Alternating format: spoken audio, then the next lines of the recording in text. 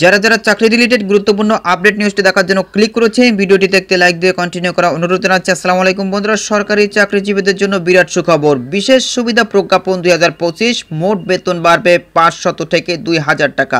আজকের আপডেট নিউজটি খুবই গুরুত্বপূর্ণ।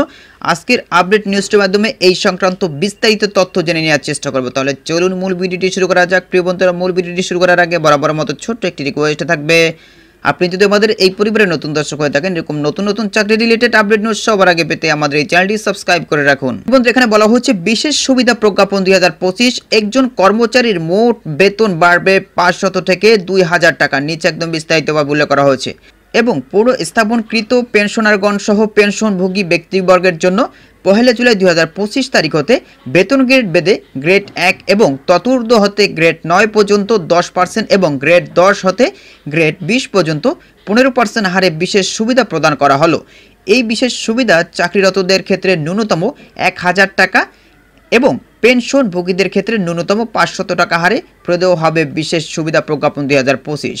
অনেকের মনেই প্রশ্ন, অবসর উত্তর ছুটিতে গেলে কি পাবেন? হ্যাঁ, 1 জুলাই 2025 তারিখ হতে প্রতি বছর 1 জুলাই তারিখে প্রাপ্য মূল বেতনের উপর গ্রেড 1 ও ততূর্ধ্ব হতে গ্রেড 9 এর অন্তর্ভুক্ত চাকরিরত কর্মচারীগণ 10% হারে এবং গ্রেড 10 হতে গ্রেড 20 এর অন্তর্ভুক্ত চাকরিরত কর্মচারীগণ 15% হারে বিশেষ সুবিধা প্রাপ্য হবেন।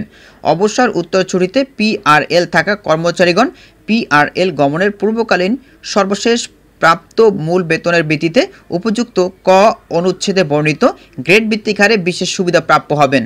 অনেকের মনেই প্রশ্ন, সাময়িক বরখাস্তদের কি বাড়বে? হ্যাঁ, সাময়িক বরখাস্তকৃত কর্মচারীগণ সাময়িক বরখাস্ত হওয়ার তারিখে অব্যাহতির পূর্বে মূল বেতনের 50% এর উপর উপযুক্ত ক অনুচ্ছেদে বর্ণিত গ্রেড ভিত্তিক হারে বিশেষ সুবিধা প্রাপ্য হবেন এবং বিনা বেতনে ছুটিতে লিভ উইদাউট পে থাকাকালীন রাষ্ট্রায়ত্ত প্রতিষ্ঠান এবং ব্যাংক, বিমা ও আর্থিক প্রতিষ্ঠানসমূহের কর্মচারীদের ক্ষেত্রে যারা জাতীয় বেতন স্কেল 2015 এর আওতাভুক্ত এই বিশেষ সুবিধা প্রদান বাবদ প্রয়োজনীয় ব্যয় সংশ্লিষ্ট প্রতিষ্ঠানসমূহের নিজস্ব বাজেট হতে মেটাতে হবে।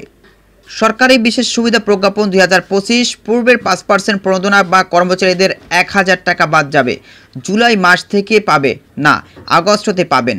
অর্থ বিভাগের আদেশ নং এত এত তারিখ 18/7/2023 এত দ্বারা বাতিল করা হয়েছে। জনস্বার্থে এই প্রজ্ঞাপন জারি করা হলো এবং 1 জুলাই 2025 তারিখ হতে এটি কার্যকর হবে। পূর্বের আদেশ বাতিল করার কারণে কর্মচারীদের 1000 টাকা 15% ধরে সেখান থেকে বাদ যাবে। তো প্রিয় বন্ধুরা, এটা হচ্ছে প্রজ্ঞাপন। এই প্রজ্ঞাপনটি জারি করা হয়েছিল 3/6/2025 তারিখে। আপনারা যারা এখনও প্রজ্ঞাপনটি দেখেননি, ভিডিওটা পজ করে ভালোভাবে দেখে নেবেন। এখানে প্রিয় বন্ধুরা দেখতে পাচ্ছেন একজন কর্মচারী কত বেতন বাড়ছে, আমরা একটু দেখে নেই।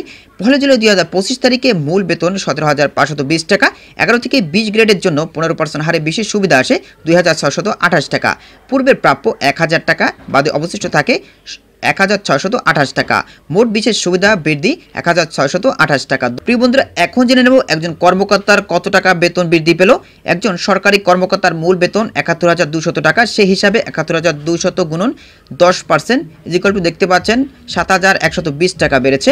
সেখানে যদি পূর্বের 71,200 টাকা গুণন 5% তাহলে আসে 3,560 টাকা। পূর্বের প্রণোদনা বা বিশেষ সুবিধার সমন্বয় করলে উচ্চ গ্রেডের বা চতুর্থ গ্রেডের একজন কর্মকর্তার বিশেষ সুবিধা বাড়বে 7,120 টাকা বিয়োগ 3,560 টাকা। যেগুলো দেখতেই পাচ্ছেন 3,560 টাকা বাড়বে। শুধু তাই নয়, কর্মকর্তাদের প্রতি বছর বেতন বৃদ্ধি পেলে ইনক্রিমেন্টও বাড়বে এবং বিশেষ সুবিধাও বাড়বে। তো প্রিয় বন্ধুরা, এখানে দেখতে পাচ্ছেন পিওনের ক্ষেত্রে বেতন বাড়বে 8,250 গুণন 15%। এখানে দেখতে পাচ্ছেন 237 টাকা বাড়বে। নিরাপত্তা প্রহরী 12,240 গুণন 15%। এখানে দেখতে পাচ্ছেন বিয়োগ করে কেটে এখানে দাঁড়ায় 837 টাকা। এরপরে দেখতে পাচ্ছেন ড্রাইভারের ক্ষেত্রে 14,470 টাকা গুণন 15%। ইকুয়াল টু দেখতেই পাচ্ছেন প্রিয় বন্ধুরা 2,170 টাকা বিয়োগ 1000, এখানে বেড়ে দাঁড়িয়েছে 1,170 টাকা। তো প্রিয় বন্ধুরা, এই ছিল মূলত আজকের আপডেট নিউজ। এই বিষয়ে যদি আপনাদের কোনো ব্যক্তিগত মতামত থেকে থাকে তাহলে অবশ্যই কমেন্ট করে জানাবেন। পরবর্তীতে নতুন কোনো ভিডিও নিয়ে আপনাদের মধ্যে হাজির হব। সবাই ভালো থাকবেন, সুস্থ থাকবেন। আল্লাহ হাফেজ।